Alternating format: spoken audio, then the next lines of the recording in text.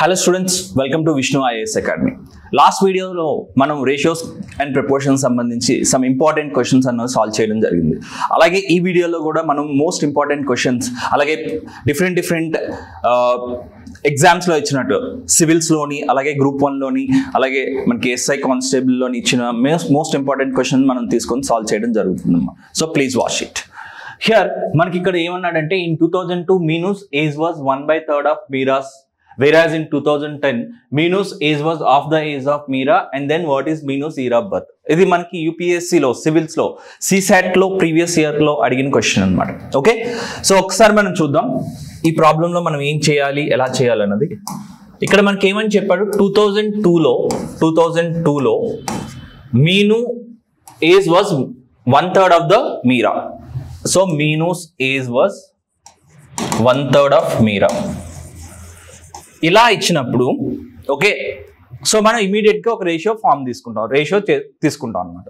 ఎప్పుడైనా సరే మీరు ఒకటి గుర్తుపెట్టుకోండి, బిగినింగ్ నుంచి మనకి రేషియో టాపిక్ లో మనం చెప్తున్నాం, ratio is nothing but a fraction. ఒక ఫ్రాక్షన్ అన్నా ఒక రేషియో అన్నా రెండు కూడా ఒకటే.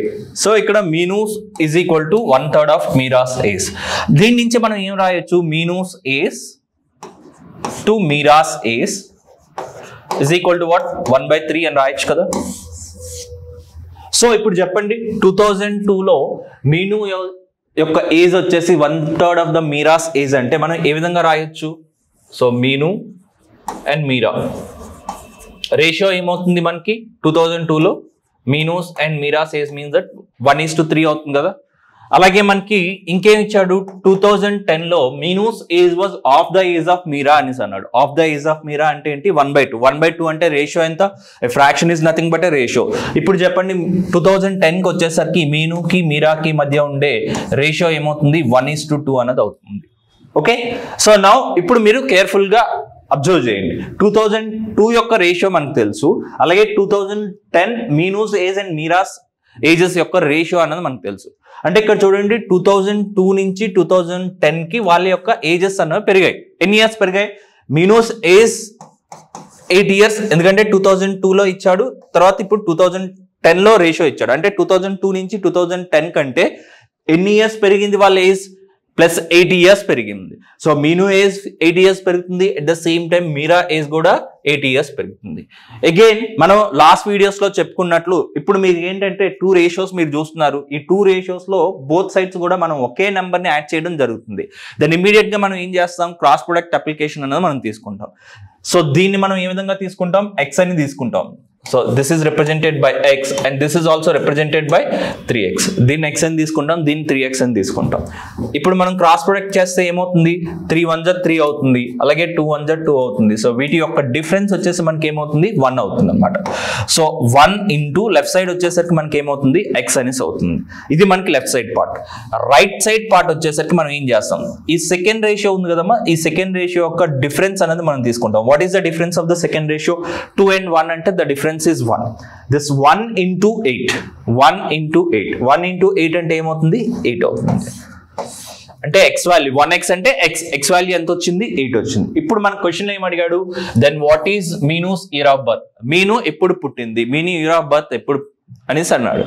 మనకి దీని నుంచి ఈ డేటా నుంచి మీను 2002లో ఎంత ఏజ్ అన్నది ఫైండ్ అవుట్ చేయొచ్చా లేదా, ఎందుకంటే ఎక్స్ వాల్యూ ఇక్కడ 1x కి రిప్రజెంట్ చేస్తుంది. అంటే ఏం చెప్తుంది, 2002లో మీను యొక్క ఏజ్ వచ్చేసి మనకి ఎంత అవుతుందమ్మా, మీను యొక్క ఏజ్ వచ్చేసి ఎక్స్ తో రిప్రజెంట్ చేసా. ఎక్స్ అంటే ఎంత, 8.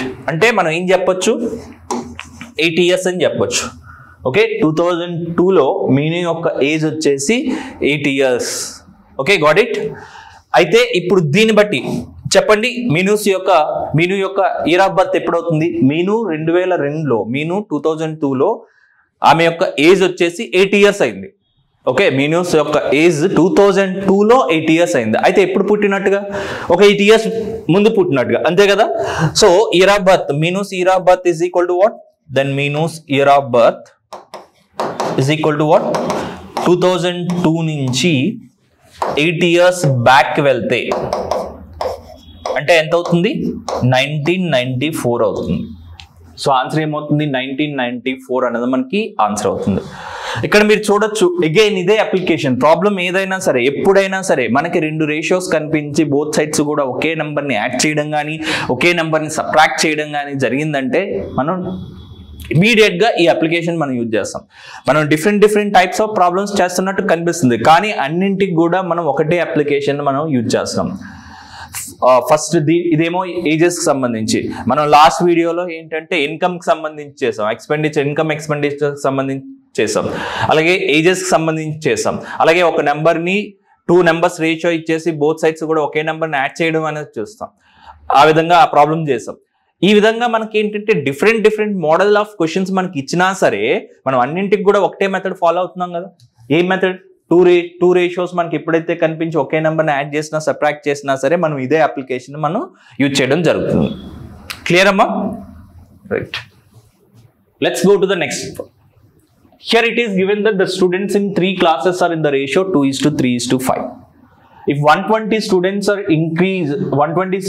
increases in each class, the ratio changes to 4:5:7.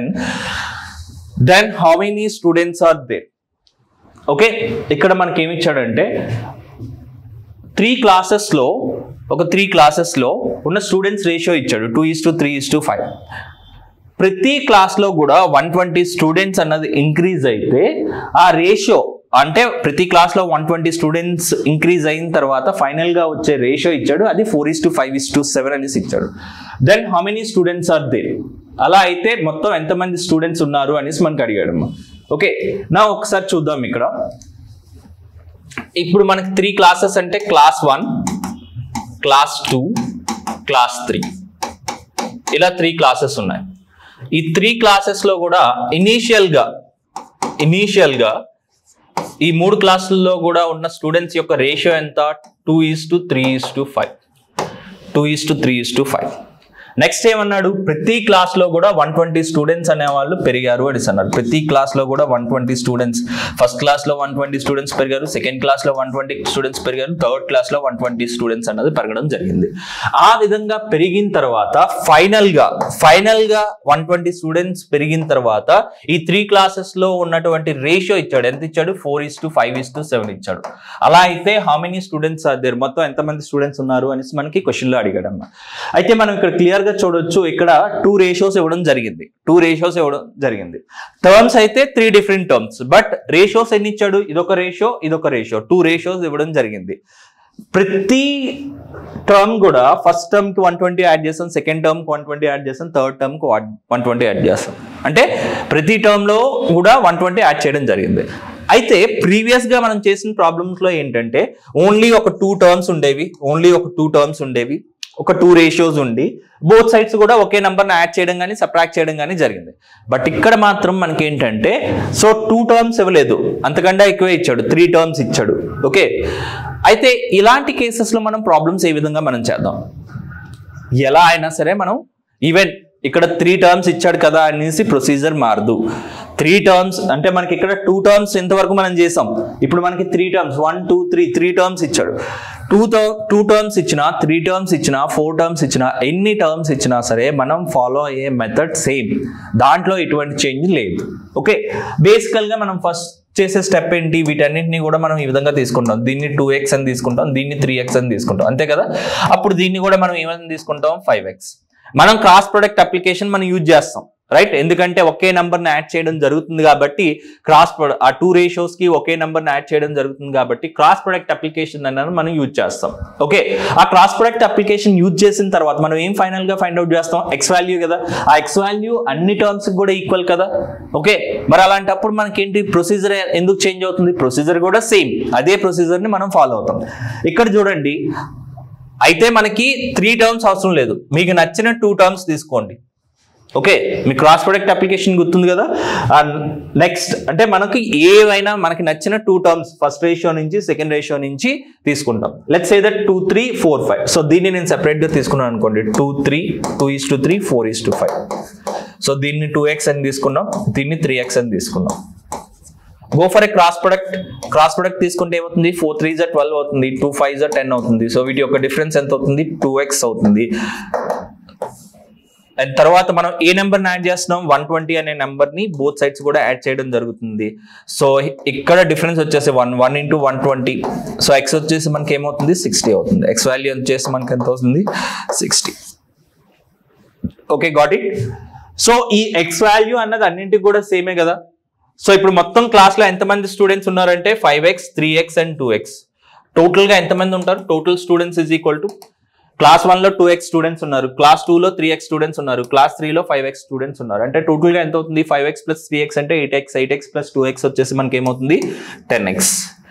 10x అంటే 10 into x వాల్యూ ఎంత 60. మనకి టోటల్గా ఎంతమంది ఉంటారు 600 మెంబర్స్ ఉంటారు. ఓకే, సో ఆన్సర్ ఏమవుతుంది 600 అవుతుంది. అర్థమైందమ్మా? Here this is nothing but the total students. అంటే ఇక్కడ మనకి ఎర్లియర్ కేసులో చూడండి, మనం 2 రేషియోస్ ఇచ్చేటప్పుడు ఒకే నెంబర్ని కాన్స్టెంట్ నెంబర్ని యాడ్ చేయడం కానీ సబ్ట్రాక్ట్ చేయడం కానీ ఆ అప్లికేషన్ మనం చూసాం. ఇప్పుడు 2 కన్నా మనకి ఎన్ని టర్మ్స్ ఉన్నాయి 1 2 3 టర్మ్స్ అనేసి ఉన్నాడు.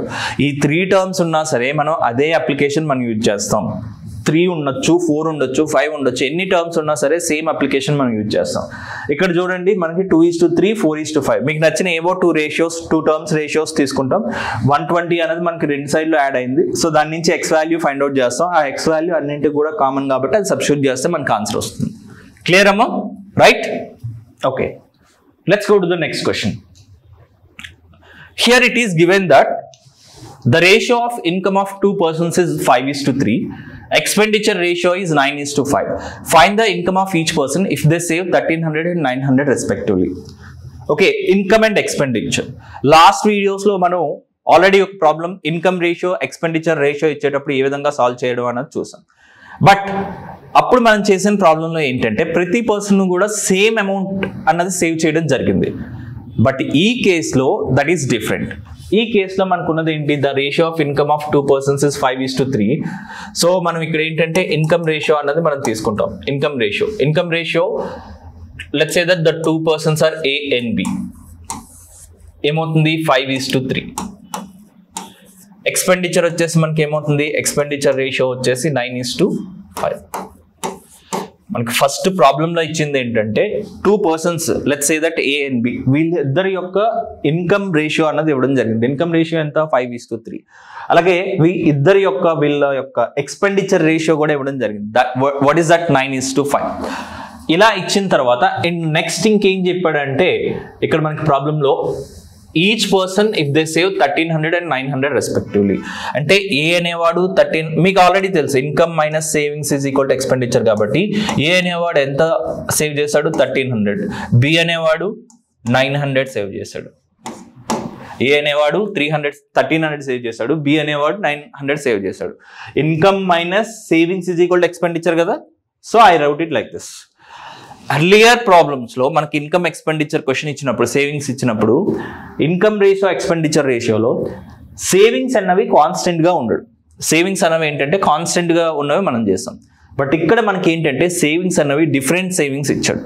ఇప్పుడు డిఫరెంట్ సేవింగ్స్ ఇచ్చేటప్పుడు మనం ఏం చేస్తాం అంటే ఇప్పుడు గుర్తుపెట్టుకోండి, మనం ఇంతవరకు 2 రేషియోస్ ఇచ్చేసి ఒకే సైడ్ యాడ్ చేసిన అంటే బోత్ సైడ్స్ కూడా ఒకే నెంబర్తో యాడ్ చేసినా సబ్ట్రాక్ట్ చేసినా సరే మనం ఏ విధంగా ఫైండ్ అవుట్ చేయాలన్నది మనం చూసాం. ఇప్పుడు మనం నెక్స్ట్ ఈ అప్లికేషన్ మీరు గుర్తుపెట్టుకోండి, ఎప్పుడైనా సరే 2 రేషియోస్ ఇచ్చేసి బోత్ సైడ్స్ కూడా డిఫరెంట్ నెంబర్స్తో యాడ్ చేసినా లేకపోతే డిఫరెంట్ నెంబర్స్తో యాడ్ చేసినా సబ్ట్రాక్ట్ చేసినా ఏ విధంగా సాల్వ్ చేయాలన్నది చూద్దాం. ఓకే, దీనికి కూడా మనం క్రాస్ ప్రొడక్ట్ అప్లికేషన్ యూజ్ చేస్తాం. బట్ స్లైట్ చేంజ్ అన్నది మనకు కనిపిస్తుంది. ఓకే చూడండి, లెఫ్ట్ సైడ్ లో మనకి ఎటువంటి చేంజెస్ లేదు. సో సేమ్ ప్రొసీజర్ మనం ఫాలో అవుతాం. లెఫ్ట్ సైడ్ లో 9 3s are 27 and 5 5s are 25. Okay, so 9 3s are 27, 5 5s are 25. Difference is what? ఇదే కదా మనం చేసాం. ఈవెన్ మనకి కాన్స్టెంట్ నెంబర్ ఉండేటప్పుడు కూడా అదే క్రాస్ ప్రొడక్ట్ మనం అప్లై చేస్తాం. ఇక్కడ కూడా లెఫ్ట్ సైడ్కి వచ్చేసరికి అదే మనం చేస్తాం. 9 3s are 27, 5 5s are 25. So 27 and 25 difference is what 2. So 2x అనేది మనం చేస్తాం. బేసిక్ గా బిఫోర్ అంటే నార్మల్ కాన్స్టెంట్ నెంబర్ ఉండేటప్పుడు ఏం చేస్తామంటే సెకండ్ రేషియో యొక్క డిఫరెన్స్ తీసుకొని అదే నెంబర్ తో మనం ఈ కాన్స్టెంట్ నెంబర్ తో మల్టిప్లై చేయడం జరిగింది. బట్ ఇక్కడికి వచ్చేసరికి మనం ఏం చేస్తామంటే ఇక్కడ చూడండి, సెకండ్ రేషియోలో ఉన్న టర్మ్స్ కి అగైన్ క్రాస్ ప్రొడక్ట్ అనేది మనం చెక్ చేసుకుంటాం. సెకండ్ రేషియోలో ఉన్న టర్మ్స్ తీసుకొని వీటికి క్రాస్ ప్రొడక్ట్ అనేది మనం చేద్దాం. Okay, 9 into 900, 5 into 1300. So 9 into 900 అంటే ఎంత అవుతుంది? 8100 అవుతుంది. 5 into 1300 అంటే ఏమవుతుంది? 6500 అవుతుంది. వీటి యొక్క డిఫరెన్స్ తీసుకుంటాం. ఇక అర్థమైందమ్మా? సో ఇక్కడ మనకి రైట్ సైడ్ పార్ట్ వచ్చేసరికి మనం ఏం చేస్తామంటే ఈ సెకండ్ రేషియోలో ఉన్నటువంటి టర్మ్స్ ని మనం తీసుకుంటాం. సెకండ్ రేషియోలో ఉన్నటువంటి టర్మ్స్ ని తీసుకొని వాటికి క్రాస్ ప్రొడక్ట్ తీసుకుంటాం. వాటికి క్రాస్ ప్రొడక్ట్ అంటే ఇక్కడ 9 అనే నెంబర్ కి ఇటు సైడ్ ఉన్న నెంబర్ ని మల్టిప్లై చేస్తాం. అలాగే 5 అనే నెంబర్ కి ఇటు సైడ్ ఉన్న నెంబర్ ని మల్టిప్లై చేస్తాం. ఇప్పుడు చూడండి 9 into 900 అంటే ఏమవుతుంది? 8100 అవుతుంది. అలాగే 5 into 1300 వచ్చేసరికి మనకి ఏమవుతుంది? 6500 అన్నది వస్తుంది. వీటి యొక్క డిఫరెన్స్ అనేది మనం తీసుకుంటాం అన్నమాట. సో డిఫరెన్స్ ఎంత వస్తుంది? 1600 అనేది మనకి డిఫరెన్స్ వస్తుంది. సో 2x వాల్యూ మనకి ఎంత వస్తుంది? 1600 అనేది మనకు వస్తుంది. అప్పుడు x వాల్యూ ఎంత అవుతుంది? 800 అవుతుంది. సో ఈ విధంగా మనం x వాల్యూ ఫైండ్ అవుట్ చేస్తాం. ఎప్పుడైతే మనకి x వాల్యూ వచ్చిందో ఇక్కడ దీన్ని మనం 5x గాను దీన్ని 3x గాను రిప్రజెంట్ చేస్తాం. ఇక్కడ మనకు కావాల్సింది ఏంటి? Find the income of each person అంటే income of A find out చేయమన్నాడు, income of B find out చేయమన్నాడు. Income of A find out చేయమన్నాడు, income of B find out చేయమన్నాడు. ఇన్కమ్ ఆఫ్ ఏ అన్నది దేనిగా రిప్రజెంట్ చేసింది? 5x గా represent చేసింది. x వాల్యూ 800 కాబట్టి 5 into 800 ఈజ్ ఈక్వల్ టు ఎంత అవుతుంది? 4000 అనేసి అవుతుంది.